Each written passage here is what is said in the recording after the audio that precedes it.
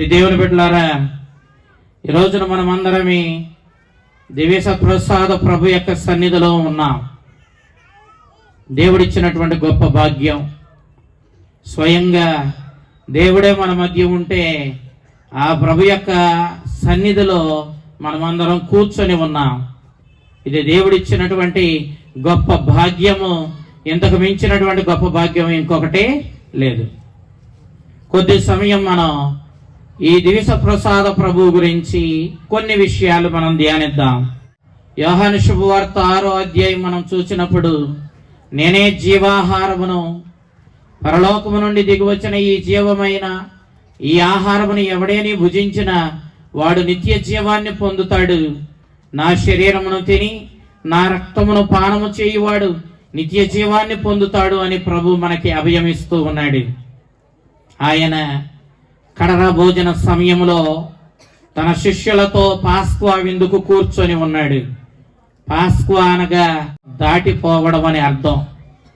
ప్రభు మనల్ని దాటవేయడానికి మనందరి తరపున ఆయన ఈనాడు శ్రమలు అనుభవించి మరణించి తన శ్రమల మరణ పునరుత్థానాలతో పాపము నుండి మరణం నుండి మనల్ని దాటవేసి స్వయంగా మనల్ని దేవుని బిడలుగా ఆ పరలోక రాజ్యానికి వారసులుగా దేవుని రక్షణానుగ్రహాలతో మనల్ని నింపి నిత్య జీవంతో మనల్ని నింపడానికి ప్రభు సంసిద్ధమైనటువంటి సమయం.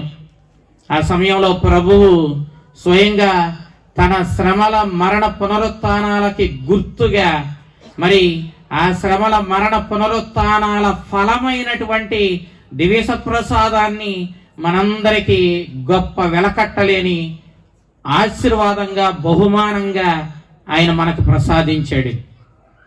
దివ్య సత్ప్రసాదంలో మనము స్వయంగా దేవుణ్ణే భుజిస్తూ ఉన్నాము అన్నది గొప్ప సత్యం. ఈ సత్యాన్ని మనం అందరం విశ్వసించాలి. అసలు దివ్య సత్ప్రసాద ప్రభుని యందు విశ్వాసముతో ఆ ప్రభుని భుజించకపోతే మనకు నిత్య జీవములో ఏ విధమైనటువంటి పాలిభాగము దొరకదన్నది సత్యము. మనం దివ్య సత్ప్రసాద ప్రభుని విశ్వసించాలి. ఆ ప్రభుని విశ్వాసముతో భుజించాలి. నా శరీరము తిని నా రక్తమును పానము చేయువాడు నిత్య జీవాన్ని పొందుతాడని ప్రభు చెప్పినట్లుగా మనమందరము ఆ ప్రభు ఇచ్చే ఆ నిత్య జీవాన్ని ఈ దివ్య సత్ప్రసాద ప్రభుని భుజించడం ద్వారా మనం పొందుకోవాలి. ఇది గొప్ప పరమ రహస్యం, గొప్ప సత్యం. మనమందరమే అనేక సందర్భాలలో దివ్య సత్ప్రసాదం గురించి మనం వింటూ ఉన్నాం. 1322వ సంవత్సరం ఇటలీ దేశంలో ఇమిల్డా లంబర్టీని అనేటటువంటి 11 సంవత్సరాల ప్రాయం కలిగినటువంటి ఒక పాప ఇటలీ దేశంలో సిస్టర్స్ కాన్వెంట్కి వెళ్ళింది. అయితే ఇమిల్డాకి 11 సంవత్సరాలే ఉన్నాయి. తనకేమో దివ్య పూజలో పాల్గొన్నప్పుడల్లా దివ్య సత్ప్రసాద ప్రభుని భుజించాలని ఎక్కడ లేని ఆశ. ఈ సంఘటన ఎప్పుడు జరిగింది? 1322వ సంవత్సరంలో జరిగింది. ఇటలీ దేశంలో జరిగింది. ఆ పాప తన ఆశను చెప్పింది. నేను ప్రభు శరీర రక్తాలను భుజించాలని ఆశపడుతున్నాను, నాకు ఇప్పించమని చెప్పి వాళ్ళ సుపీరియర్ సిస్టర్ గారిని అడిగింది. వాళ్ళు అక్కడ ఉన్నటువంటి దివ్య పూజను చేసేటటువంటి గురువుని ఈ విషయం చెప్పి, మరి ఆ పాపకి దివ్య సప్రసాదం ఇవ్వవచ్చా అని అడిగారు. ఆయన అన్నాడు, ఆ పాపకి ఎన్ని సంవత్సరాలు అన్నాడు. 11 సంవత్సరాలు అన్నారు వీళ్ళు. అయితే 14 సంవత్సరాలు వచ్చేంతవరకు కథోలిక శ్రీసభ అప్పుడు చాలా స్ట్రిక్ట్ గా ఉండేది. మరి 14 సంవత్సరాలు వచ్చేంతవరకు కూడా ఎవరికి దివ్య సప్రసాదం ఇచ్చేది కాదు. కాబట్టి లేదు, 11 సంవత్సరాల్లో ఆమెకు దివ్య సప్రసాదం ఇవ్వడం సాధ్యం కాదన్నాడు. ఒకరోజు దివ్య పూజ అయిపోయింది.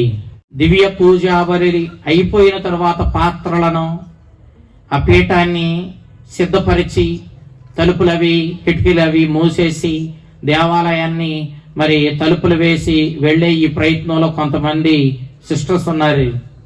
ఈ ఇమిల్డా లంబర్టీని అనేటటువంటి ఈ 11 సంవత్సరాల ప్రాయం గల పాప వెళ్ళి ఆ పీఠం ముందు మోకరించి మందసంలో ఉన్న దివ్యసప్రసాద ప్రభువుని ప్రార్థన చేస్తుంది. ఏమని ప్రార్థన చేస్తుంటది? బహుశా మనందరికీ తెలుసు, ప్రభువా నేను నిన్ను భుజించాలని ఆశపడుతూ ఉన్నాను, ఏదో ఒక రీతిలో ప్రభువా ఆశపడుతున్న ఈ కోరికను తీర్చమని ప్రార్థన చేసి ఉండాలి. అయితే ఆశ్చర్యం ఏంటంటే ఆమె గొప్ప కాంతితో ప్రకాశించింది. ఎవరో? ఇమిల్డా. ఆశమాషాల పునీతురాలేం కాదు ఈవిడ. గొప్ప కాంతితో ప్రకాశించింది. అంతేకాదు, గొప్ప కాంతితో ఆ మందసపు తలుపు తెరవబడింది. మందసములో భద్రపరచబడిన దివ్య సత్ప్రసాదము గొప్ప కాంతులేనుతూ వచ్చి ఇదిగో ఈ ఇమిల్డా లంబర్టీని అన్నటువంటి 11 సంవత్సరాల ప్రాయం గల పాప మీద గొప్ప కాంతితో ప్రకాశిస్తూ నిలబడి ఉంది. ఈ విషయం చూసిన సిస్టర్స్, ఆ దరిదాపులో ఉన్న వాళ్ళందరూ కాన్వెంట్కి పరిగెత్తారు, ఫాదర్ దగ్గర పరిగెత్తారు. అయ్యా ఇదిగో గొప్ప అద్భుతం జరిగింది, ఇదిగో ఆ ఇమిల్డా కాంతితో ప్రకాశిస్తుంది, ఇదిగో దివ్య సప్రసాద ప్రభువు వచ్చి ఇదిగో ఆమె శిరస్సు మీద, ఎత్తైన ప్రదేశంలో శిరస్సు మీద కాంతితో ప్రకాశిస్తూ నిలబడ్డాడని చెప్పారు. వాళ్ళు కూడా ఆతురతతో పరిగెత్తుకుంటూ వచ్చారు. వచ్చిన తరువాత విచారణ గురువు చెప్పిన మాట ఏంటంటే, ప్రభువే స్వయంగా ఇదిగో ఈ పాపలోనికి ప్రవేశించాలని, తన శరీర రక్తాలను ఆమెకు ఆహారంగా ఇవ్వాలని ప్రభువే నిర్ణయించుకున్నాడని మనకు స్పష్టంగా అర్థమవుతుంది. ఇక నేనెవరిని ఇవ్వకుండా ఉండడానికని ఆయన వెళ్ళి దివ్య సత్ప్రసాద ప్రభువుని, గాలిలో ప్రకాశిస్తున్న దివ్య సత్ప్రసాద ప్రభుని పట్టుకొని ఆమెకి, ఇమిల్డాకి ఇచ్చి క్రీస్తు శరీరం అనగానే ఆమెనని చెప్పి స్వీకరించింది. ఈవిడికి ఇక్కడ ఏం జరుగుతుందన్నది తెలియదు, ప్రార్థనలో నిమగ్నమై ఉంది. దివ్య సత్ప్రసాద ప్రభుని ఇచ్చాడు. దివ్య సత్ప్రసాద ప్రభుని స్వీకరించిన తర్వాత ఆయన చెప్పింది ఏంటంటే, మనం సాధారణంగా దివ్య సత్ప్రసాద ప్రభుని స్వీకరించినాక ఏం చేస్తాం? కొద్ది సమయం ప్రార్థన చేస్తాం, అవునా కదా? ఆ విధంగానే ప్రార్థన చేయడానికి ఆమెకు అనుమతి ఇవ్వండి, ఇప్పుడు ఆమెను డిస్టర్బ్ చేయమాకండి అని చెప్పి ఆయన వెళ్ళిపోయాడు. సిస్టర్స్ కూడా వెళ్ళిపోయారు. కాసేపు చూసిన తర్వాత బ్రేక్ఫాస్ట్ కి ఇంకా రావడం లేదు, ఈమెళ్ళ గుళ్ళోనే ప్రార్థన చేసుకుంటుంది. 2 సిస్టర్స్ ను పంపించింది, సుపీరియర్ సిస్టర్ పంపించి ఇమిల్డాను పిలుచుకొని రండి అంది. వాళ్ళు వెళ్ళారు. ఇమిల్డా మోకరించి ప్రార్థన చేసుకుంటుంది. ఇమిల్డాని ఇమిల్డా ఇమిల్డా అని చెప్పి పిలిచారు, పలకలేదు. ఎందుకు పలకట్లేదని కొద్దిగా కదిపారు, పడిపోయింది. విశేషం ఏంటంటే ఆమె చనిపోయింది.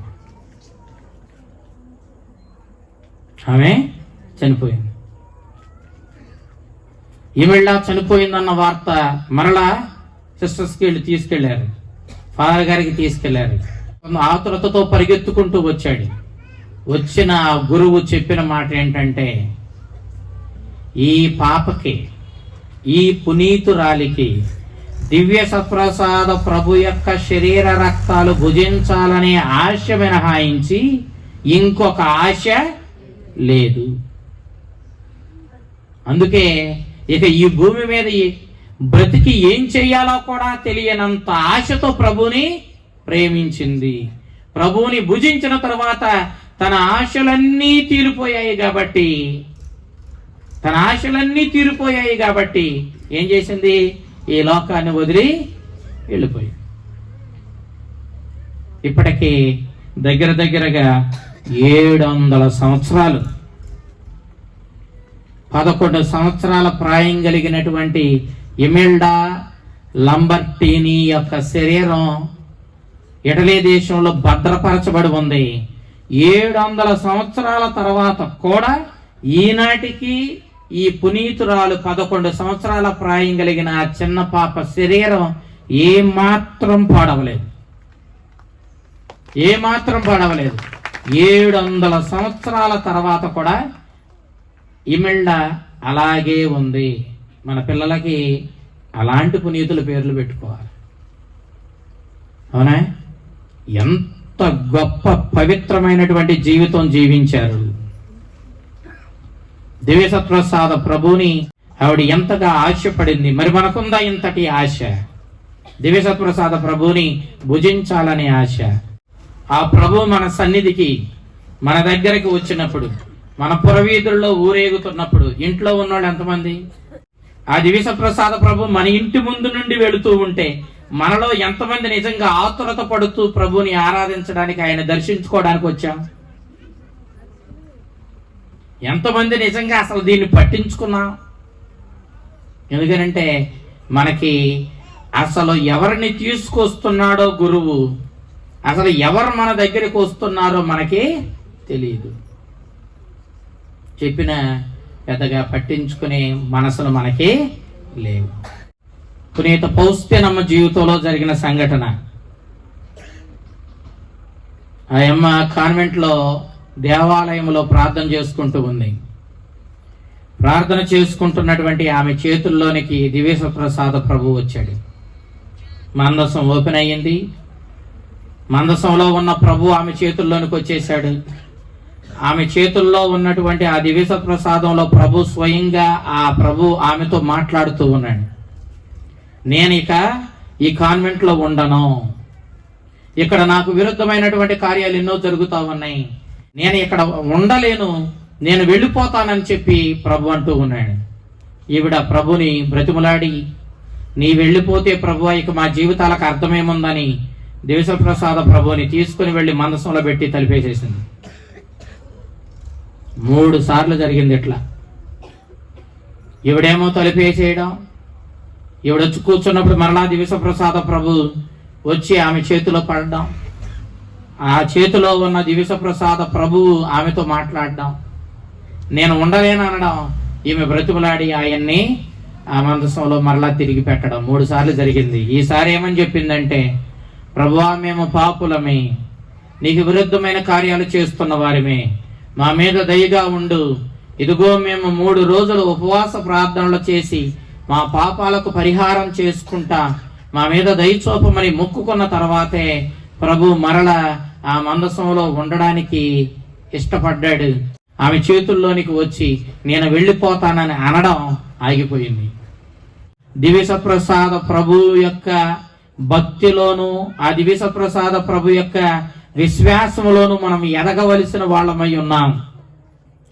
మన జీవితానికి కేంద్ర బిందువు దివ్యసత్ప్రసాద ప్రభువే. ఆ ప్రభువుని మనం విశ్వసించి ఆ దివ్యసత్ప్రసాద ప్రభుని దివ్య పూజల్లో పాల్గొంటూ భక్తిగా ఆయనను భుజించుకుంటూ ఆయనను విశ్వాసముతో మన జీవితంలోనికి ఆహ్వానించుకుంటూ ఆయన అడుగుజాడల్లో జీవించే వ్యక్తులుగా మనము జీవించాలి. 6వ శతాబ్దానికి ముందు జరిగినటువంటి ఒక సంఘటన. ఆశ్రమ గురువులు వారి యొక్క జీవితాన్ని జీవిస్తూ ఉన్నారు. అది ఐగుప్తు దేశం, ఈజిప్ట్ దేశం అని అంటాం మనం. అయితే ఆ దేశంలో ఎడారిలో మఠవాస జీవితం జీవించే మఠ గురువులు ఉన్నారు. వారిలో ఒక గురువు, నేను దివ్య పూజలో దివ్యసత్ప్రసాద ప్రభువు మనకు అందుబాటులో ఉంటున్నాడు, స్వయంగా ఆయన శరీర రక్తాలని మనం భుజిస్తున్నామని ఆ సత్యాన్ని నేను నమ్మలేకపోతూ ఉన్నాను, నాకు నమ్మకం కలగడం లేదు దివ్యసత్ప్రసాదం మీద అన్నాడు ఒక గురువు. వాళ్ళు ఈ మాటలు అనుకున్న తర్వాత ముగ్గురు కలిసి దివ్య పూజను అర్పిస్తూ ఉన్నారు. దివ్య పూజావళి జరుగుతూ ఉంది. దివ్య పూజ జరుగుతూ ఉండగానే పీఠం మీద ఒక అందమైనటువంటి బాలుడు ప్రత్యక్షమయ్యాడు. ఆ బాలుడు ప్రత్యక్షమైనప్పుడు వీళ్ళు కరెక్ట్గా ఎప్పుడైతే దివ్యసత్ప్రసాదాన్ని ఆశీర్వదించి త్రుంచే సమయం వస్తుందో అదే సమయంలో స్వర్గం నుండి ఒక దేవదూత ఖడ్గంతో వచ్చి ముక్కలుగా నరికేసింది ఆ బాలుడిని. ఈ సంఘటన జరిగిన తర్వాత దివ్యసత్ప్రసాద ప్రభుని భుజిస్తున్నప్పుడు విశ్వాసంతో ఉన్న 2 గురువులు కూడా ఇదిగో మన కంటికి కనపడుతున్నట్టు గోధుమ అప్పరూపంలో ఉన్నటువంటి ద్రాక్షారస రూపంలో ఉన్నటువంటి ఆ ప్రభుని వాళ్ళు భుజించి పానం చేశారు. కానీ ఇతడు తినవచ్చేసరికి దివ్యసత్ప్రసాదం మాంసపు ముద్దగా, ఆ బాలుని యొక్క మాంసపు ముద్దగా, రక్తపు ముద్దగా మారిపోయింది. అతడు, ప్రభువా, నేను తప్పు చేశాను, నా అవిశ్వాసాన్ని క్షమించు, క్షమాపణ దయచేసి నన్ను కాపాడమని బిగ్గరగా అరిచాడు. వెంటనే ఆ మాంసపు ముద్దగా మారిన దివ్య సప్రసాదం మరలా మామూలు మరి ఆశీర్వదించబడినప్పుడు దివ్య సప్రసాదం ఏ విధంగా ఉంటుందో ఆ విధంగా మనకు కంటికి కనపడినట్లే ఇగో ఈ దివ్య సప్రసాద రూపంలో మరలా అక్కడ ప్రభు ప్రత్యక్షమయ్యాడు. ఇక ఇప్పుడు ప్రభువుని భుజించడం అతనికి సాధ్యమయ్యింది. నిజంగా క్రీస్తు ప్రభు యొక్క శరీర రక్తాలే మనకి ఇక్కడ ప్రత్యక్షమైతే మనం ఆ మాంసాన్ని ఆ రక్తాన్ని పానం చేయగలమా, భుజించగలమా? లేదు. అందుకే ప్రభువు మరుగైయుండి, తాను దివ్య సప్రసాద రూపంలో మరుగైయుండి, మనం చూస్తే మామూలు గోధుమ అప్పంగానే కనపడుతూ, మనం చూస్తే మామూలు ద్రాక్షరసంగానే కనపడుతూ, ఆయన శరీర రక్తాలనే స్వయంగా ఆయన గుండెను, ఆయన రక్తాన్ని భుజించే రీతిగా మనందరికీ ఈ గొప్ప అవకాశాన్ని దివ్య సప్రసాద రూపంలో ఇస్తూ ఉన్నాడు. మనం భుజించేటప్పుడు గోధుమ అప్పం లాగానే మనకు అనిపిస్తుంది, అవునా? అదే రుచి ఉంటుంది, మన కంటికి అదే విధంగా కనపడుతుంది. కానీ వాస్తవం ఏంటంటే ఇదిగో స్వయంగా క్రీస్తుని రక్తము మరుగైయుండి, క్రీస్తువే మరుగైయుండి ఇదిగో ఈ దివ్య సప్రసాద రూపంలో మనకి అందుబాటులోకి వస్తూ ఉన్నాడు. ద్రాక్షరసం చూసినప్పుడు మామూలు ద్రాక్షరసంగానే ఉంటుంది, మరుగైయుండి ప్రభువు ఆయన రక్తాన్ని మనకి పానం చేయడానికి ఇస్తున్నాడు. దివ్య సప్రసాద రూపంలో స్వయంగా మనము దేవుణ్ణే భుజిస్తున్నాము. కేరళలో 20 సంవత్సరాల క్రితమే, ఎప్పుడో కాదు, 20 సంవత్సరాల క్రితం త్రివేంద్రంలో జరిగినటువంటి సంఘటన. కేరళలో దివ్య పూజ చేస్తున్నప్పుడు ఆ జాన్సన్ అనేటటువంటి ఆ గురువు దివ్య పూజలో గోధుమప్ప ద్రాక్ష రసాలను ఆశీర్వదించినప్పుడు ఆశ్చర్యంగా గోధుమ అప్పంలో 3 రక్తపు బొట్టులతో కూడినటువంటి మరకలో అతనికి కనిపించాయి. 3 దేనికి గుర్తు? పితా, పుత్ర, పవిత్రాత్మలకు గుర్తు. మన దేవుడు పిత అయిన దేవుడు, పుత్రుడిగా మన మధ్యకు వచ్చిన దేవుడు, తన ఆత్మతో మనల్ని పవిత్రపరిచి బలపరిచి నడిపిస్తున్న దేవుడు, అవునా కదా? మన దేవుడు ఏకైక దైవం. కానీ మనకి ఎన్ని విధాలుగా కనపడుతున్నాడు?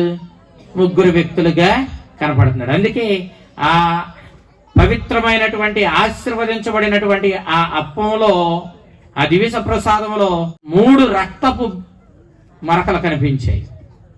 ఆశ్చర్యపోయిన అతడు ఆ దివ్య ప్రసాదాన్ని భద్రంగా ఇదిగో ఈ విధంగా మాన్స్ట్రన్స్ లో, అనగా దివ్య ప్రసాద ఆరాధనకు అనుకూలంగా ఉండేటట్టుగా ఆ దివ్య ప్రసాదాన్ని సిద్ధం చేసి ఉంచాడు. తరువాత ఆ దివ్య ప్రసాద ప్రభువుని ఆరాధించడానికి ప్రజలకు తీసుకుని వచ్చినప్పుడు స్వయంగా యేసు ప్రభువే దివ్య ప్రసాదంలో కనిపించి వారందరూ చూచేలా, స్పష్టంగా ఆయన ముఖాన్ని చూచేలా ఆయన అక్కడ ప్రత్యక్షమై దివ్య ప్రసాదంలో వాళ్ళందరినీ ఆశీర్వదించాడు, వాళ్ళ విశ్వాసాన్ని బలపరిచాడు. 20 సంవత్సరాలు కూడా అవడం లేదు ఈ సంఘటన జరిగి. దేవుని బిడ్డలారా, దివ్య సత్ప్రసాదములో ప్రభువుని మనం భుజిస్తున్నామన్న సత్యాన్ని జరుగుతున్న చెప్పుతున్న ఈ అద్భుతాలను బట్టి విశ్వసించడం కాదు. అద్భుతాలు జరగవచ్చు, జరగకపోవచ్చు. మన విశ్వాసం మాత్రం మన ప్రభువు కడరా భోజన సమయంలో చెప్పిన మాటల మీద ఉండాలి, అవునా కదా? ఏమన్నాడు?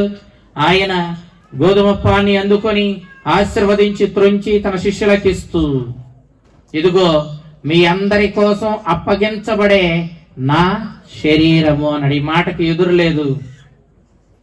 అదేవిధంగా ద్రాక్షరసంతో నిండిన పాత్రను అందుకొని, ఇది నిత్య నూతన నిబంధన, అనేకుల పాప పరిహారార్థం నేను శిలువ మీద దారవోస్తున్నటువంటి నా రక్తం అంటూ, అనేకుల పాప పరిహారార్థం దారవోయబడే నా రక్తం అంటూ ప్రభువు ఆ యొక్క పాత్రను పానం చేయడానికి తన శిష్యులకి ఇచ్చాడు.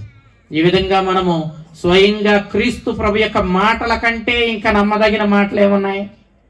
క్రీస్తు ప్రభు యొక్క స్వయంగా ఆయన నోటి మాట వెడలిన మాటలే మనం విశ్వసించకపోతే ఇక మనం దేన్ని విశ్వసిస్తాం?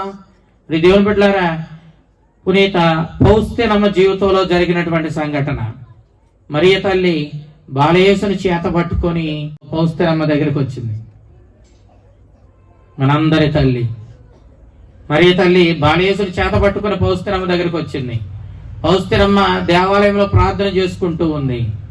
ఎప్పుడైతే దేవాలయంలోనికి మరియ తల్లి బాలయేసుని తీసుకుని వచ్చిందో, బాలయేసు పౌస్తిరమ్మ చూస్తూ ఉండగానే పరుగు పరుగున వెళ్ళి ఆ పవిత్రమైనటువంటి పీఠం పైకి ఎక్కేశాడు, పీఠం మీదకి ఎక్కేశాడు.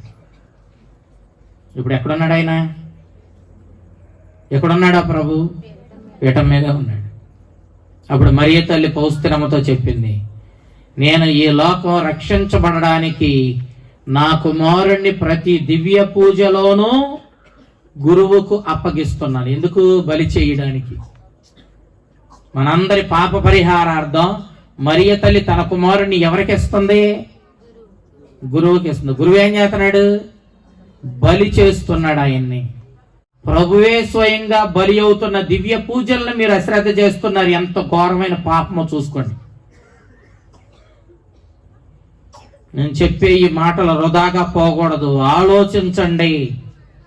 దివ్య పూజ లేని నాడు ఈ లోకము అంతరించిపోతుంది, సర్వనాశనం అయిపోతుంది. ఈ లోకానికి దిక్కు లేదు. ఈ మానవాళిని రక్షించింది యేసుక్రీస్తువే. ఆ ప్రభు కల్వరిగిరిలో అర్పించిన తన శ్రమల మరణ శిలువ మరణం ద్వారా తెచ్చిన రక్షణానుగ్రహాలు ఈ లోకాన్ని కాపాడుతా ఉన్నాయి. అదే బలి, అదే కల్వరి బలి మరలా ఇదిగో గురువుల చేతుల మీదుగా అర్పించబడినప్పుడల్లా ప్రభు మరలా మన రక్షణార్థం బలి అవ్వడానికి సంసిద్ధంగా ఉన్నాడు, బలి అవుతూ ఉన్నాడు. ఇంతకు మించిన ప్రార్థన, దివ్య పూజకు మించిన ప్రార్థన, దివ్య సప్రసాదానికి మించిన పదార్థం, వెలకట్టలేనటువంటి ఈ దివ్య సప్రసాదానికి మించినటువంటి ఆస్తి ఈ భూమి మీద ఏముంది? ఏమీ లేదు. ప్రియ దేవుని బిడ్డలారా, ఆలోచించండి. మరియ తల్లి చెప్తుంది, నేను మానవాళి రక్షణ కోసం మరి నా కుమారుణ్ణి నిత్యము బలి చేయడానికి నేను గురువుకు అప్పగిస్తున్నాను. అందుకే ఆయన ఏమయ్యాడు? బలిపీఠ మీదకి ఎక్కేసాడు బాలయేసు. మరి నీవు మరి మానవాళి రక్షణ కోసం నీవు కూడా నీ జీవితాన్ని త్యాగం చేస్తావా? పౌస్తిరమ్మని అడుగుతా ఉంది. నీ జీవితాన్ని త్యాగం చేస్తావా? నీ జీవితంలో ఎదురయ్యే బాధలు, కష్టాలన్నిటినీ కూడా ఇదిగో ప్రభు యొక్క కష్టాలతో, బాధలతో జత చేసి, నీ శ్రమలు ప్రభు శ్రమలతో జత చేసి మానవాళి రక్షణ కోసం నీ వంతు నువ్వు ప్రయత్నం చేసి నా కుమారునితో సహకరిస్తావా? మన జీవితంలో కూడా అనేక బాధలు వస్తాయి, ఇబ్బందులు వస్తాయి. కానీ వాటన్నిటినీ సహనంతో భరించి ప్రభు యొక్క శ్రమలతో జత చేసి మనం దేవునికి కానుకగా అర్పించాలి. పునీత పౌస్తిరమ్మ ఒకనాడు దివ్య పూజలో పాల్గొన్నప్పుడు ఆమెను ఆధ్యాత్మిక సలహాలు ఇచ్చి తనకు పాప సంకీర్తనాన్ని వినేటటువంటి ఆ గురువు ఆ దివ్య పూజను అర్పిస్తున్నాడు. ఆ దివ్య పూజలో దివ్య సత్ప్రసాదాన్ని ఆశీర్వదించి, దివ్య సత్ప్రసాదాన్ని ఎత్తి పట్టుకొని, ఆ ప్రభు యొక్క రక్తాన్ని ఎత్తి పట్టుకునే ఆ సందర్భంలో నిజానికి ఈ గురువు అదృశ్యమైపోయాడు. అదృశ్యం అంటే తెలుసు కదా, మాయమైపోయాడు. మరి ఎవరున్నారు ఆ పూజలో? అక్కడ స్వయంగా యేసు ప్రభువే ఉన్నాడు. అలనాడు కలవరిగిరిలో తనను అర్పించుకున్నది ఎవరో? తానేగా. అవునా? యేసుక్రీస్తు తన శరీర రక్తాలను తన శ్రమల మరణం ద్వారా పరలోక తండ్రికి అర్పించుకున్నాడే. అర్పించుకున్నది ప్రభువే, అర్పించింది ప్రభువే. మరి ఇప్పుడు చెప్పండి, ప్రతి దివ్య పూజలో దివ్య పూజాబలి అర్పిస్తున్నటువంటి గురువు ఎవరి స్థానంలో ఉంటున్నాడు? క్రీస్తు స్థానంలో ఉంటున్నాడు. ఆవిడ మహాతల్లి కాబట్టి, పౌస్తినమ్మ మహాపునీతురాలు కాబట్టి స్వయంగా గురువు స్థానంలో యేసుక్రీస్తును చూడగలిగింది. అవునా? మనం గురువుని క్రీస్తు స్థానంలో ఉన్నవాడని గౌరవించగలుగుతున్నామా? దివ్య పూజ అర్పిస్తున్నప్పుడు పునీత బెర్నదత్ సోబేరస్ లూర్దు మాతని 18 సార్లు ఫ్రాన్స్ దేశంలో దర్శించుకున్నటువంటి పునీతురాలు ఏమని చెప్పిందో తెలుసా? దివ్య పూజాబలి అర్పించుచూ ఉండగా అక్కడ గురువు స్వయంగా క్రీస్తే, స్వయంగా క్రీస్తే దివ్య పూజ అర్పిస్తున్నది. ఎవరో కాదు, క్రీస్తే దివ్య పూజ జరుగుతూ ఉన్నప్పుడు అక్కడ క్రీస్తు స్థానంలో గురువు నిలబడుతున్నాడు. నిజానికి గురువు కాదు అక్కడ ఉన్నది, ఎవరో క్రీస్తేనని చెప్పి ఆ పునీతురాలు చెప్పింది. నేను మీకు ఇటు వరకు చెప్పా, లూర్దు మాత గురించి చెప్పేటప్పుడు బెర్నదత్ సొబేరస్ ఎంత పవిత్రమైన జీవితం జీవించిందంటే ఈనాటికి కూడా ఆమె మరణించింది, ఆమె శరీరం పాడవలేదు. దేవుని బిడ్డలారా, దివ్య సత్ప్రసాద భక్తిలో మనం ఎదగాలి. దివ్య సత్ప్రసాద భక్తిలో మనం ఎదగాలి. పునీత పౌస్తిరమ్మ ప్రభువుని అడిగింది, మా గురువు అదృశ్యమయ్యాడు కదా, ఆ గురువు పేరు ఏంటంటే మైకేల్ సపోస్కో. ఈ మైకేల్ సపోస్కో మరి ఏమయ్యాడు దివ్య పూజలో? మీరు ప్రత్యక్షమైనప్పుడు ఆయన అదృశ్యమయ్యాడు, ఎక్కడున్నాడని నేను అడిగింది పౌస్తిరమ్మ. ప్రభు అన్నాడు, నా గుండెల్లో ఉన్నాడు. దివ్య పూజ అర్పిస్తున్నప్పుడు గురువు ఎక్కడికి వెళ్ళాడు? క్రీస్తు ప్రభు గుండెలోనికి వెళ్ళాడు. మరి ఎవరు ప్రత్యక్షమయ్యారు ఆమె కళ్ళ ముందు? దివ్య పూజను కొనసాగించింది ఎవరో? యేసుక్రీస్తువే. ప్రియ దేవుని బిడ్డలారా, ఈ విషయాలన్నిటినీ కూడా జ్ఞాపకం ఉంచుకోండి. ఎంత చెబుతున్నా దివ్య పూజ మీద మీ భక్తి పెరిగినట్లుగా నాకంత సంతృప్తికరంగా లేదు. మీరు ఏ తప్పైనా చేయండి, ఏదైనా చెయ్యండి, నేను సహిస్తానేమో కానీ దివ్య పూజకు వచ్చినప్పుడు గుడి ఖాళీగా ఉందంటే, ఎక్కడైనా గుడి ఖాళీగా కనపడిందంటే అది నన్ను బాధ పెట్టినంతగా ఇంకా నన్ను ఏది నా జీవితంలో ఇంకా నన్ను బాధ పెట్టదు. ఎందుకంటే ఇంత మహోన్నతమైనటువంటి దివ్య పూజ బలి జరుగుతూ ఉంటే, స్వయంగా ప్రభువే బలి అవుతూ ఉంటే, ఆ ప్రభుని లెక్క చేయకుండా మనం ఎలా ఉండగలుగుతున్నామన్న ఈ మాట నాకు ఇప్పటికీ పెద్ద ప్రశ్న. దీనికి సమాధానం నాకు దొరకట్లా. నువ్వేమనుకుంటున్నావు? దివ్య పూజని ఒక ప్రార్థన అనుకుంటున్నావా? పోయిన ఆదివారం ఏమో మాస్టర్ వచ్చాడు ప్రార్థన చేశాడు, ఇప్పుడు సాములు వచ్చాడు ప్రార్థన చేశాడా? దివ్య పూజా బలి అలా కాదు. మీరు దివ్య పూజా బలి మహోన్నతమైన స్థానాన్ని మీరు గుర్తించాలి. దివ్య సత్ప్రసాద ప్రభువుని మీరు విశ్వాసంతో మీ జీవితంలోనికి స్వీకరించాలి. లేదంటే ఖచ్చితంగా మీరు సమస్తాన్ని కోల్పోతారు. మీ దగ్గర ఇదిగో ఏదైనా ఉంది అని చెప్పడానికి ఏమీ లేని దయనీయమైన పరిస్థితి మీకు వస్తుంది. దివ్య పూజకు ముఖ్యమైన స్థానం ఇవ్వండి మీ జీవితంలో. దివ్య సత్ప్రసాద ప్రభుని ఆరాధించండి, ఆయన భక్తితో స్వీకరించండి. ఖచ్చితంగా ప్రభు కృపా కారుణ్యాలు పొంది మీ జీవితాలను ధన్యం చేసుకోండి. దివ్య సత్ప్రసాద ప్రభువు ఎక్కడెక్కడైతే స్వయంగా తన శరీరంగా గోధుమప్పాన్ని, స్వయంగా ద్రాక్షరసాన్ని తన రక్తంగా మనము చూచేటట్టుగా మార్చాడో, మనం సాధారణంగా చూడలేం కదా. దివ్య సత్ప్రసాద ప్రభు మరుగై ఉంటాడు కదా. కానీ కొన్ని చోట్ల మన విశ్వాసాన్ని బలపరచడానికి ప్రభు స్వయంగా గోధుమప్పాన్ని తన శరీరంగా, మాంసపు ముద్దగా, ద్రాక్షరసాన్ని తన రక్తంగా మార్చాడు కదా. ఆ సందర్భాలు క్యాథలిక్ చర్చి అనేక పరిశోధనలు చేసి ఇది వాస్తవం అని చెప్పినవే దగ్గర 100కు పైగా ఉన్నాయి. 100కు పైగా ఉన్నాయి, అంతకన్నా ఎక్కువ ఉన్నాయి. కానీ అధికారికంగా ఈ అద్భుతాలన్నీ కూడా జరిగినవి అని చెప్పి ప్రపంచానికి మన శ్రీ సభ ప్రకటించింది. అలాంటి సందర్భంలో జరిగినటువంటి ఆ సైంటిఫిక్ పరిశోధనలో శాస్త్రవేత్తలు ఆ పదార్థం మీద, ఆ దివ్య ప్రసాదం మీద పరిశోధనలు చేసినప్పుడు వెల్లడైనటువంటి సత్యాలు మనం చూస్తే, అది ఆ మాంసపు ముద్ద క్రీస్తు యొక్క గుండె యొక్క మాంసము, గుండె మాంసము. గుండెలో ఉండే ఆ పొరలో, గుండెలో ఉండే కండరాలు ఏ విధంగా ఉంటాయో అన్ని చోట్ల అదే మాంసం.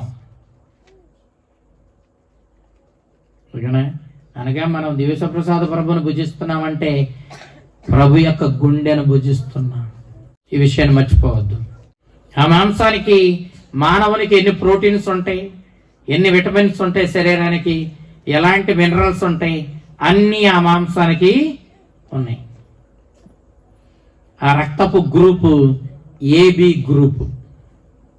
మీకు తెలుసో తెలీదో, ఏబి గ్రూప్ స్పెషాలిటీ ఏంటంటే ఎవరు రక్తం ఏ గ్రూప్ వాళ్ళు ఇచ్చినా తీసుకుంటుంది. యూనివర్సల్ రిసీవర్ అది ఏబి గ్రూప్. ప్రభు మనల్ని అందరినీ స్వీకరిస్తున్నాడు. ఏ గ్రూప్ వాడు పోయినాను మనల్ని స్వీకరించడానికి ఆయన ఎల్లప్పుడూ సిద్ధంగానే ఉన్నాడు. తన హక్కును చేర్చుకునే కృపా కారుణ్యాలు ఆ దివ్య సత్ప్రసాద ప్రభువుకు ఉన్నాయి. ఈ సంవత్సరం నేను వేసిన క్యాలెండర్ దివ్య సత్ప్రసాద ప్రభువుని ఫోకస్ చేసి నేను మీకు ఏర్పాటు చేశాను. నేను ఇంతేం ఆలోచించలేదు. దివ్య సత్ప్రసాద ప్రభువుని ఊరేగిస్తానని ఆ క్యాలెండర్ వేసినప్పటికీ నాకు తెలియదు. దైవ సంకల్పాలు ఇలాగే ఉంటాయి. మీ ఇళ్లకు వెళ్ళండి, మీ క్యాలెండర్లో చూడండి. ఆ దివ్య సత్ప్రసాద ప్రభు నుండి వెలువడుతున్నటువంటి నీలి కిరణాలు నిన్ను పాపం నుండి కడిగే నీరు. ఆయన గుండె నుంచి వస్తున్న ఎర్రని కిరణాలు ఆయన రక్తము నిన్ను నిత్య జీవంతో నింపుతుంది. ఆయన ఈ లోకానికి వచ్చింది నిన్ను పాపము నుండి కడిగి నిన్ను జీవంతో, నిత్య జీవంతో నింపడానికే. నిన్ను పాపము నుండి కడిగి నిన్ను నిత్య జీవంతో నింపడానికే స్వయంగా దివ్య సత్ప్రసాద ప్రభు రూపంలో ఆ ప్రభు నీకు అందుబాటులో ఉన్నాడు. 24 గంటలో ఆయన నీకు అందుబాటులోనే ఉన్నాడు. తేడ్లో దేవాలయం అటు ఇటు ఎప్పుడు వెళుతూ ఉన్నా ఆ దేవాలయం వైపు తిరిగి నమస్కరించి ఆ దివ్య సత్ప్రసాద ప్రభుకు వందనాలు చెప్పి వెళ్ళండి. అవకాశం ఉంటే 2 అడుగులు లోనికి వెయ్యండి. ఇంతకు మించిన గొప్ప పుణ్యం ఇంకొకటి లేదు. పునీత డాన్ బోస్కో అన్నాడు, ఎంత ఎక్కువగా దివ్య సత్ప్రసాద ప్రభుని చూస్తే, దర్శిస్తే అంత ఎక్కువగా నువ్వు అనుగ్రహాలు పొందుతావు అన్నాడు పునీత డాన్ బోస్కో. దేవుని బిడ్డలారా, మరి అంత ఎక్కువగా ఆ ప్రభుని ఆరాధించి ఆయన్ను దర్శించి అంత ఎక్కువగా దేవుని దీవెనలు పొందుకొని మన జీవితాలను ధన్యం చేసుకోవాలి. ఇక ప్రభు యొక్క ఆ మాంసపు ముద్ద ఎక్కడెక్కడైతే స్వయంగా ప్రభు శరీర రక్తాలు మార్పు చెందాయో వాటి మీద పరిశోధన చేసినప్పుడు ఆ మాంసపు ముద్ద ఆ యొక్క క్రోమోజోములు చూసినప్పుడు స్త్రీకి తల్లి దగ్గర నుంచి తండ్రి దగ్గర నుంచి వచ్చేటటువంటి 2 ఎక్స్లు కలిసినప్పుడు ఆడపిల్ల పుడుతుంది, పాప పుడుతుంది. తండ్రిలో ఒక ఎక్సే కాదు, వై కూడా ఉంటది. ఎప్పుడైతే తల్లి దగ్గర 2 ఎక్స్లే ఉంటాయి కాబట్టి ఇక తల్లి దగ్గర నుంచి ఎప్పుడు ఎక్స్ క్రోమోజోమే వస్తుంది. మరి తండ్రి దగ్గర వై క్రోమోజోమ్ కూడా ఉంటది కాబట్టి ఎప్పుడైతే తండ్రి దగ్గర నుంచి ఎక్స్ కు బదులుగా వై క్రోమోజోమ్ వచ్చి తల్లి యొక్క ఎక్స్ క్రోమోజోమ్ తో కలుపుతుందో అప్పుడు ఎవరు పుడతారు? బొడ్డోడు పుడతాడు. ఓకేనా? అబ్బాయి పుడతాడు. దేవుని బిడ్డలారా, ప్రభు యొక్క శరీరం మీద పరిశోధన చేసినప్పుడు క్రోమోజోములు చూస్తే ప్రభు యొక్క శరీరం మీద ఒక్క ఎక్స్ క్రోమోజోమును మాత్రమే వాళ్ళు ఫైండ్ అవుట్ చేయగలిగారు. ఒక్క ఎక్సే, 2 ఎక్స్ లేదు.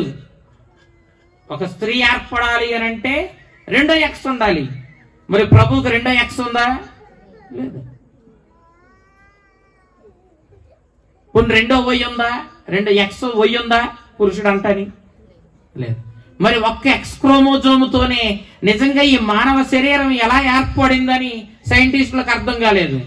విశేషం ఏంటంటే యేసుక్రీస్తు మానవ మాతృడి దగ్గర నుంచి కాదు కదా ఈ లోకంలో జన్మించింది. పరలోక తండ్రి కదా ఆయన తండ్రి. కాబట్టి పరలోక తండ్రి అనుగ్రహించిన ఆత్మశక్తితో జన్మించిన క్రీస్తుకి ఇంకో ఎక్స్ గాని ఇంకో వై గాని ఉండడానికి అవకాశం లేదు. మరి తల్లి దగ్గర నుంచి వచ్చిన ఎక్స్ కనపడుతుంది కానీ వై క్రోమోజోమ్ లేకుండా, పోనీ ఇంకో ఎక్స్ అన్నా లేకుండా అలా మానవ శరీరం ఎట్లా ఏర్పడిందన్న విషయం ఈనాటికి అర్థం కాలేదు సైంటిస్టులకి. మళ్ళా ఆశ్చర్యపోయే విషయం ఏంటంటే ఆ ప్రభు యొక్క దివ్య సత్ప్రసాదం మీద మాంసంగా మారిన దాని మీద పరిశోధనలు చేస్తే ఎప్పుడూ జీవంతోనే ఉంటుంది ఆ మాంసం. 1200 సంవత్సరాలైంది లాన్సియానాలో అద్భుతం జరిగి. 1200 సంవత్సరాల నుండి జీవంతోనే ఉంది. ఎప్పుడు పరిశోధన చేసినా అప్పుడే బ్రతుకున్నోడు గుండెలో నుంచి మాంసం తీస్తే ఆ మాంసం ఎలా జీవంతో ఉంటుందో అలాగే 1200 సంవత్సరాల తర్వాత కూడా అసలు ఆయనకు మరణం ఏది? ఆయనకు నశించే గుణమేది? ఆయన నిత్య జీవి కదా. కాబట్టి ఆయన శరీరము నిత్యము జీవంతోనే ఉంటుంది. అసలు ఇంచుమించు 1200 సంవత్సరాల క్రితం మారినటువంటి క్రీస్తు శరీరంగా మారిన దివ్య సత్ప్రసాదము లాన్సియానాలో భద్రపరచబడి ఉంటే ఈనాటికి కూడా 1970 సంవత్సరాలు అంటే 1200 సంవత్సరాల తర్వాత మళ్ళీ పరిశోధన చేస్తే ఇదిగో జీవంతోనే ఉంది. వాళ్ళు అన్నారు ఆశ్చర్యంగా, బ్రతుకున్నోడు గుండెలో నుంచి మీరు మాంసం ఎట్ట తెచ్చారన్నది సైంటిస్టులు పరిశోధన చేసి. బ్రతుకున్నోడు గుండెలో నుంచి. విశేషం ఏంటంటే మన శరీరం నుంచి మాంసాన్ని వేరు చేసినప్పుడు అది దానిలో ఉన్న కణాలు కొన్ని నిమిషాలలో చచ్చిపోతాయి, మురిగిపోతాం మొదలవుతాయి. కానీ ప్రభు యొక్క శరీరంలో విశేషం ఏంటంటే అసలు ఎన్నటికీ అసలు ఆ కణాలు ఏ విధంగానూ చనిపోవడం కానీ ఏ విధంగానూ నశించిపోవడం కానీ లేదు. అవి జీవంతో తొడికెసలాడుతూ ఉన్నాయి. ఇంకో విషయం ఏంటంటే శాస్త్రవేత్తలు తెలుసుకున్న విషయం ఏంటంటే ఈ గుండె కలిగిన ఓనర్ ఉన్నాడు కదా, ఎవరో ఈ గుండె కలిగిన ఆయన్ని ఎదరొమ్ము మీద చాలా క్రూరంగా బాధి హింసించారు. ఈ మాంసంలో తెలుస్తుంది అది. ఆయన్నట ఎదరొమ్ము మీద కొట్టి, ఇక్కడ కొడితే మరి గుండె కమిలిపోద్ది కదా, అవునా కదా. ఆయన మరి కొరడా దెబ్బలు కొట్టారు, భారమైన సిలువను మోసాడు. అసలు ఎంత శ్రమ పడ్డాడు నీ మీద నా మీద ప్రేమతో, నీ కోసమే ఇదంతా అనుభవించాడు. నువ్వు మాత్రం గాలికి తిరుగుతున్నావు. ఆయన ప్రేమను గుర్తుంచుకున్నా. ఆ గుండె పరిశోధనలో ఏం తెలియదంటే ఆయన ఎదరొమ్ము మీద కొట్టారు, బాగా బాధించారు, హింసించారు అని చెప్పి ఆ పరిశోధనలో తేలింది.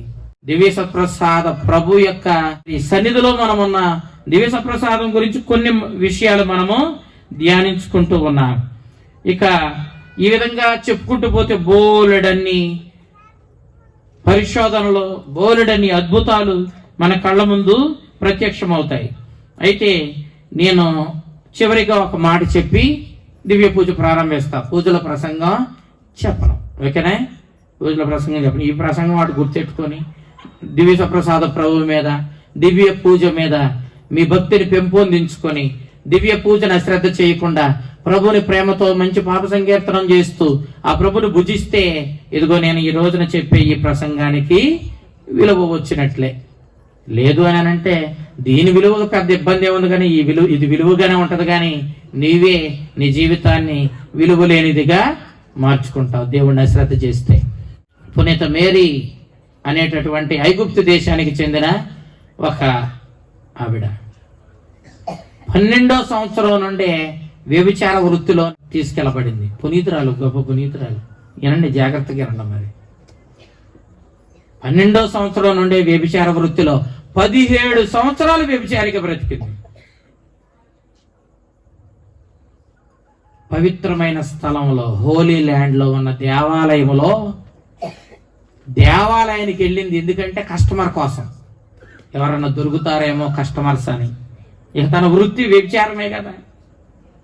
దేవాలయానికి వెళ్ళి ఎవరన్నా దొరుకుతారేమో అని అంటూ వెళ్ళింది. అక్కడికి వెళ్ళిన తర్వాత మరియ తల్లి యొక్క స్వరూపాన్ని చూసింది. మరియ తల్లి స్వరూపాన్ని చూస్తే ఆమె కళ్ళల్లోనికి ఆ స్వరూపాన్ని తిలకించినప్పుడు, చూసినప్పుడు ఆమెకి స్వరూపం వెంటనే జీవం పోసుకున్నట్లుగా అర్థమయ్యింది. మరియ తల్లి స్వరూపంలోనే ఏమైంది? జీవం పోసుకుంది, కదిలింది మరియ తల్లి. ఎప్పుడైతే ఆమె జీవం పోసుకుందో ఈమె తన పాపపు జీవితానికి సంబంధించినటువంటి పశ్చాత్తాపం, దుఃఖం తన్నుకొచ్చేసింది దేవుడికి.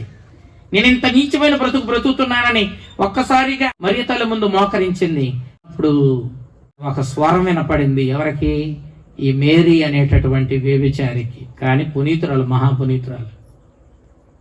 వినపడింది ఏమని? నీవు పశ్చాత్తాపడుతూ పాప క్షమాపణ కోరుకుంటూ పవిత్రమైన జీవితం జీవించాలని ఆశపడుతున్నావు. అయితే అది హోలీ ల్యాండ్ కదా. అయితే నీవు యోర్దాను నదిని దాటి అవతలకి వెళ్ళమన్నాను. మనం పూర్వ నిబంధన చూస్తే ఇశ్రాయేలీలు పాలు తేనెలు ప్రవహించే ఆ దేవుని వాగ్దాన భూమికి యోర్దాను నదిని దాటి వెళ్ళిన తర్వాత చేరుకున్నారు, అవునా కదా. అనగా మనకు వాగ్దాన భూమి ఎప్పుడు దేనికి గుర్తుగా ఉంటది? రక్షణకి గుర్తుగా ఉంటది. అందుకే ఇప్పుడు ఈవెన్ని ఆ యోర్దాను నది దాటి వెళ్ళమని ఆ స్వరం చెప్పింది. అనగా నువ్వు రక్షించబడాలి అని అంటే యోర్దాను నది దాటి వెళ్ళి అవతల ఉన్న ఆ ఎడారి ప్రాంతంలో నీవు ఎలా జీవించాలి?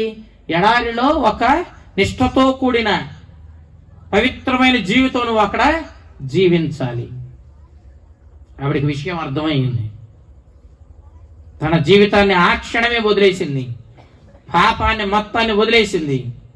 తాను పాప సంకీర్తనం చేసుకుని ఇదిగో అవతల వైపుకు వెళ్ళి అక్కడ జీవించడం 47 సంవత్సరాలు జీవించింది ఆ ఎడారి ప్రాంతంలో. 47 సంవత్సరాలు జీవించిన తర్వాత పునీత జసమన్ అనేటటువంటి గురువు ఈమెకి ఆ ప్రాంతంలో కనపడ్డాడు. ఆవిడ ఆయన్ని దివ్యసత్ప్రసాద ప్రభువుని నాకు అందించమని అడిగింది.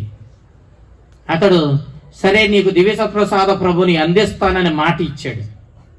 యోర్దాను నది దాటి అవతలకు వచ్చాడు. దివ్యసత్ప్రసాద ప్రభుని తీసుకుని వెళ్ళాలి. తీరా ప్రభుని ఒడ్డుకు తీసుకొచ్చిన తర్వాత చూస్తే అవతల దోరికి చేరడానికి పడవలన్నీ వేరు పనుల మీద వెళ్ళిపోయి ఏమి లేవు. మరి ఇప్పుడు ఈమెకి దివ్యసత్ప్రసాదం ఇచ్చేదట? 6వ శతాబ్దంలో జరిగిన సంఘటన ఇది. దేవుని బిడ్డలారా, యోర్దాను నది యువతలేమో దివ్యసత్ప్రసాదం పట్టుకుని ఈయన ఉన్నాడు. వెళ్ళడానికి అవకాశం లేదు. ఆవిడికి తెలిసింది ఎంత పవిత్రమైన జీవితం జీవించిందో చూడండి. ఆవిడికి తెలిసింది. ఏం చేసిందో తెలుసా? యోర్దాను నది నీటి మీద నడుచుకుంటూ ఈయన దగ్గరకు వచ్చింది. దివ్యసత్ప్రసాద ప్రభుని భక్తితో భుజించింది. మరలా తిరిగి వెళ్ళిపోతూ ఒక మాట చెప్పింది, మరొక్కసారి ప్రభుని నా దగ్గరికి తీసుకురమ్మని. అయితే ఆయన సమయం చూసుకొని కొంత సమయం తర్వాత మరలా ప్రభుని తీసుకుని వెళ్ళేసరికి తాను చనిపోయింది. చనిపోయిన ఆమె చనిపోయే ముందు ఏమని రాసిందంటే, ఇదిగో నన్ను దయచేసి భూస్థాపితం చేయండి అని రాసింది. ఆయన ఆ భూస్థాపిత కార్యక్రమం ఎలా చెయ్యాలి?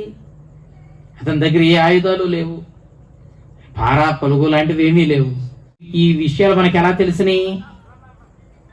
6వ శతాబ్దంలో జరిగినటువంటి సంఘటనలను ఈ జసమన్ అనేటటువంటి ఈ పునీతుని యొక్క రచనలో తన జీవితంలో రాసిన సంఘటన బట్టి మనకి ఈ విషయం తెలిసింది.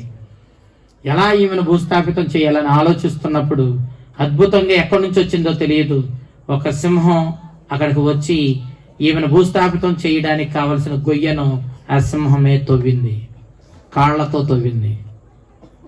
తర్వాత ఆమెను భూస్థాపితం చేసి ఆయన తిరిగి వెళ్ళిపోయాడు.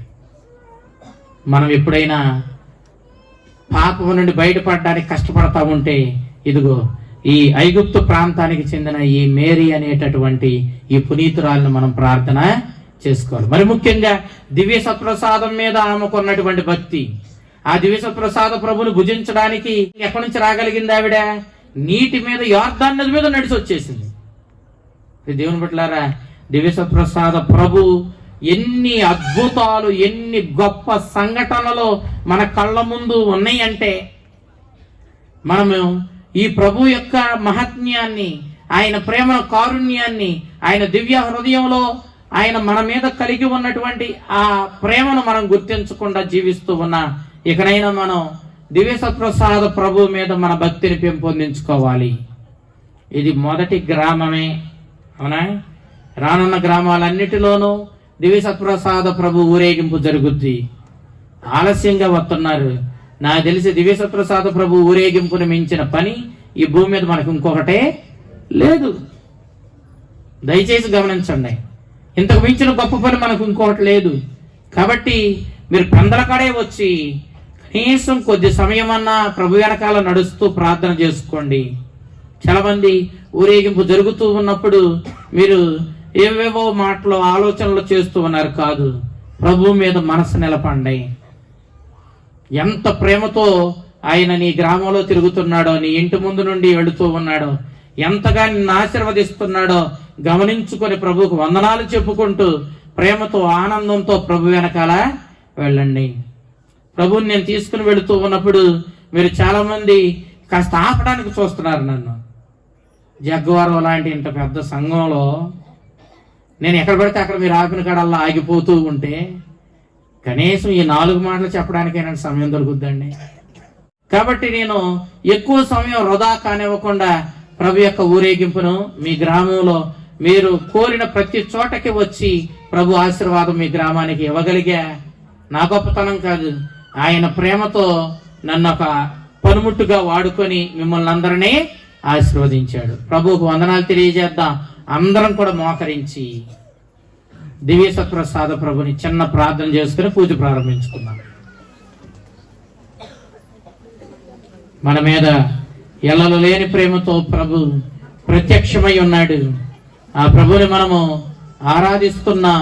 ఆ ప్రభుకి స్తోత్రాలు చెల్లిస్తూ ఉన్నా. మన మీద ఇంత కనికరం ప్రదర్శించి మన మధ్యకు దివ్య సత్ప్రసాద రూపంలో ప్రతి దివ్య పూజలోనూ దిగి వస్తున్నాడు. ప్రతి దివ్య పూజలోనూ బలి అవుతూ ఉన్నాడు. ఈయన ప్రేమను చూడండి. ఏ తల్లి, ఏ తండ్రి, ఏ అన్న, ఏ తమ్ముడు నీ కోసం బలి అయ్యాడు. ఒక యేసుక్రీస్తే నీ మీద ఎల్లలో లేని ప్రేమతో బలి అయ్యాడు. ఈ సత్యాన్ని గ్రహించి ఆయన చూపిస్తున్న కారుణ్యాన్ని, ప్రేమను అర్థం చేసుకొని మనందరి జీవితాలను మనం ధన్యం చేసుకోవడానికి ప్రయత్నం చేద్దాం. కరుణాసాగరుడమైన మా సర్వేశ్వర, దివ్య సత్ప్రసాద రూపంలో వేంచేసి ఉన్న మా ప్రభువా, నీకే స్తుతి స్తోత్రాలు, వందనాలు. ఈనాడు ప్రభువా ఈ గ్రామాన్ని ఆశీర్వదించినందుకు నీకు వందనాలు అయ్యా. ఇక్కడ కూడి వచ్చిన ప్రతి బిడ్డను నువ్వు ఆశీర్వదిస్తున్నందుకు నీకు వందనాలు అయ్యా. మా అందరి జీవితాలను బలపరచండి అయ్యా. నీ మీద విశ్వాసాన్ని పెంపొందింప చెయ్యండి. దివ్య సత్ప్రసాద రూపంలో నువ్వు మా మధ్య నెలకొని ఉండి నీవు అందిస్తున్న కృపా కారుణ్యాలను మాకు నిండుగా ప్రసాదించండి అయ్యా. మా మాస్టర్ గారిని దీవించండి అయ్యా. ఇదిగో కూడి వచ్చిన దీక్షా సహోదరి సహోదరులను, గ్రామాల నుండి వచ్చిన వారిని అందరిని ఆశీర్వదించండి. ఈ గ్రామంలో ఉన్న వారిని ఆశీర్వదించండి ప్రభు. ఇక్కడున్న ప్రతి బిడ్డను పేరు పేరును దీవించి మహిమ ఘనత నీవే పొందుకోమని ఈ మనవులన్నిటినీ మా ప్రభును నీ కుమారుడును అయిన యేసుక్రీస్తు ద్వారా మా మధ్య నెలకొని ఉన్న దివ్య సత్ప్రసాద ప్రభు ద్వారా నీకు మనవి చేయుచున్నాము తండ్రి. ఆమేన్.